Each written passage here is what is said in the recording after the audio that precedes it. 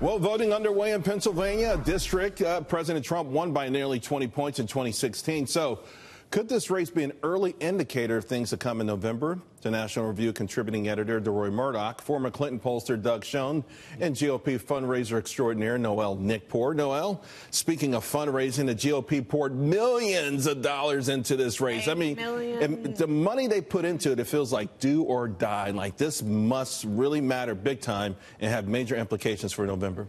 We need it, and we need it for a lot of reasons. We need it because we need to keep the synergy in the House, and we also need it because it's very important to the state as a whole. You know, we are looking at 2020. We are looking at other midterm races, you know, this year, and we want to make sure that we keep the consistency. We already had the snafu in Alabama, and that was a special deal, unlike anything else, very bad circumstances. But regardless, it was a Democrat win, and what we don't want to do is have another special election and have another Democrat win because of any other circumstance. Although the irony here is that this election came about because of scandal as well with the Republicans. So maybe you can count if you if you lose by 1 point, you could say that cost you 2. Doug, you know, after 2016, there was dreams and hopes that perhaps this Trump wave could actually become somewhat permanent, that you can turn Pennsylvania, Ohio, and these states into, at least for the near term, into red states. Well, I don't think it's going to happen. And my sense is that this will be very, very close tonight, and that Connor Lamb, the Democrat, has a very good chance of winning, notwithstanding the money that's been spent, the fact that the president has campaigned for the Republican Rick Saccone. And I think it is a referendum, Charles, to answer your question.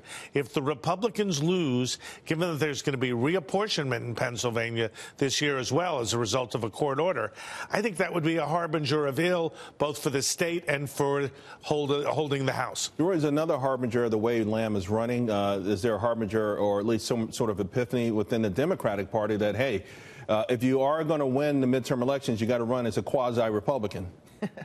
Well, I think he's basically a liberal wolf in Mr. Lamb's clothing, essentially. And he's running as sort of a moderate now and saying that he's pro-life and that he's against Nancy Pelosi. They always say that on the campaign trail, but then they actually get sworn in, and Nancy Pelosi rules these people with a whip, and they fall into line. Not one Democrat voted for Trump's tax cuts in the House or the Senate, and I suspect if he's elected, he's going to fall under her hammer, to mix metaphors, and continue to vote the Pelosi line, despite what he says on the campaign trail today. But what it is saying, though, if this Democrat wins, it's because he's more moderate. That should send a big signal to the Democrat National Party. Hey, guess what?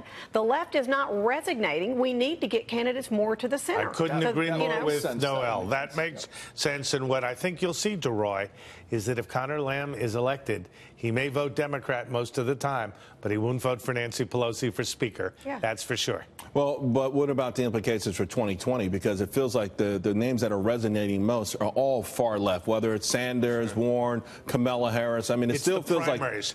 In a Democratic primary, those who participate are far left, like in the Republican Party, it's far right. In general elections, it's a much more moderate electorate, and that's what Connor Lamb is trying to appeal to. So where do the Republicans go from here? I mean, if just take both scenarios. Let's say Lamb wins tonight. Where does the Republican Party go? Where do they seek solace, if you will? Well, whatever happens, the GOP has to be energized, has to be focused. I think there's some amount of complacency on the grassroots level. There's the sense that, well, Trump's in the White House, we won, we can relax now. That's part of it. And certainly on the Hill, these guys ought to be pushing a strict free market-oriented limited government agenda and not taking these long vacations, this awful spending bill that went through a few weeks ago.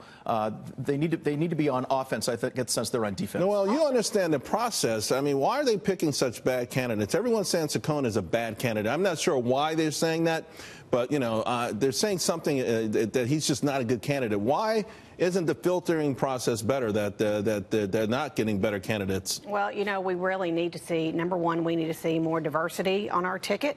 We need to see, you know, more enthusiasm in some of the races. And I think what they're looking at, just in this race, we're looking at Connor Lamb, who is young, who's enthusiastic, with kind of the same old guard, you know, coming out of the GOP. So, you know, we still have to remember, even though this is a federal election, this is still a local election. We've got the opioid crisis that's on the table. You know, we have a lot of things pertaining to that, you know, that demographic-wise in those counties. And another thing is we don't need to take for granted all the demographics that we scooped up, you know, in the previous elections. That we can count on them all the time going forward. Yeah, Doug. Oh, look, I couldn't agree more with Noelle. I do. I mean, it's hard. We've disagreed. She remains a friend, but the Republicans need to be more diverse. The Democrats have to learn that if they go far left, they cannot win, and they will minimize their chances of retaking the House. And they also need to develop policies that are centrist and even cooperate where appropriate with the president. So if they win tonight, if Lamb wins tonight, will the party admit as much, or will they take his victory along with the mainstream media, shove it in President Trump's face, but stick with the same game plan overall? Look, I've been doing this a long time, and hope springs eternal, Charles. But if they say that Doug Schoen is right and they've been wrong and Bernie Sanders is wrong, I'll eat my metaphorical hat. They will stick with their left-wing agenda. I wish I could take on my friend Deroy and say, oh, no, they're going to move to the center. But sadly, I don't see it happening, even though individual candidates, and I dare say the party, have to do it to maximize. On the Senate side, they're going to have to do it. And they are doing it. Yeah, on the Senate side. They're going to suffer in fundraising, too, because if your message is confusing, if you don't know if you're pandering to the far left or the middle, then how is it going to be if you're going to be able to raise money with that? You've got to unite, not only with your candidates and the direction of your party, but also with the donors so you can know what page you're on.